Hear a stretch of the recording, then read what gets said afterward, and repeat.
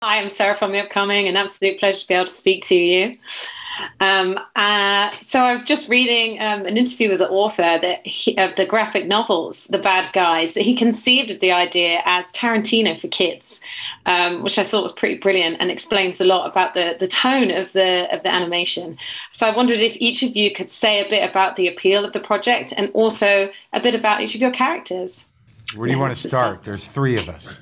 Mark, you go first since you spoke first. The appeal of the project for me was primarily the fact that they called and asked me to do it. Once I read the books, I thought that they were unique and they were interesting, and I liked that the whole tone that you were talking about, that there was sort of an adult world for these, kind of childlike ideas. And I liked the snake character, and I thought that I could do a good job with it. So it was leveled, but as we got going with it, you got to see how it looked, and it was pretty exciting. And Craig, I don't know if you're gonna. I got involved.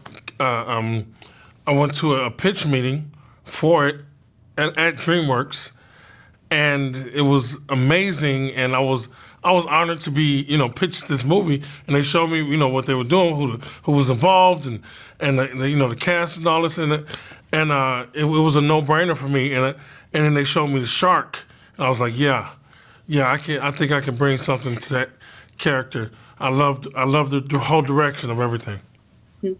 And you, Anthony, Mr. Piranha? Yeah, the movie it's just an action movie. It's hilarious. Every character is so different from one another, and and Mr. Piranha, I was laughing out loud at some of the little one-liners that he had in the script, and they were just telling me what the movie's about, telling me about the books, and Mr. Piranha's like this crazy, like this little, like firecracker, naive, sweet, like insane guy. So I was like, yeah, that sounds like me. So I was like, yeah, I'm gonna go ahead and give that a shot. He steals the movie. Completely.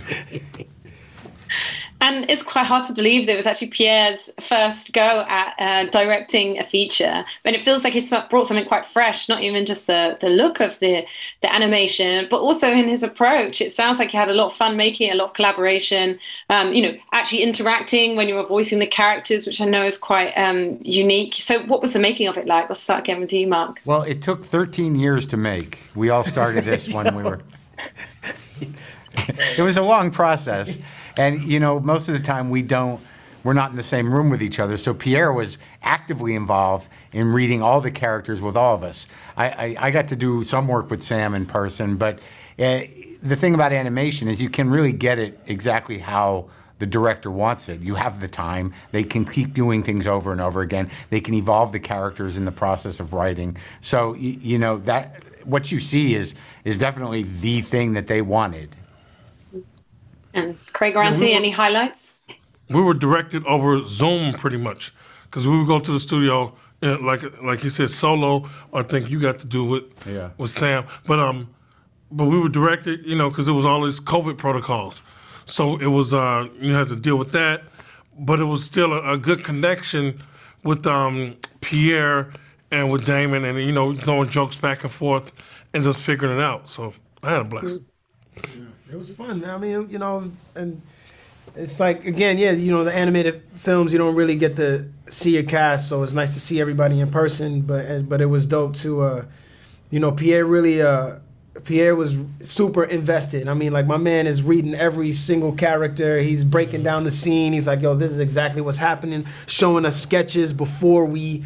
even before, he's like, yo, look, this is where we're at in the film right now. So you see some things, some parts of the film are more developed than other parts, and it was just cool to be a part of that process and feel like, oh dang, like he's really showing us everything, top to bottom, like. And acting, he acts. Acting, he's like gets into it. Yes. So yeah, it was fun. It was a good time. And obviously, it's kind of a fast-paced caper, it's a heist film, but it feels like there are also some, other themes that are raised, about being kind of an outcast and how we label people sometimes, a bit of a self-fulfilling process, prophecy, saying someone's a villain or a bad guy and then not able to break out of that. So what do you think people can take away from watching it? Don't judge a book by its cover. You know, I keep saying that when people ask me what is this movie about, and I'm like, you know, I think there's good in everyone. I think everyone's born good, right? Like, and I think the world labels a person as bad, or people may do bad things, or a thing that, but I think at the heart of every person, there's good, you know, and I think that's what this film is about, and that discovery as we see these characters do that over the course of the movie, what that becomes, what that journey is for them, you know. And friendship too, right? Oh, Go ahead. Go ahead. Ah, No, say it. because there's another one. No, you go ahead. Friendship. You know, having each other's back through thick and thin and all the way to the end.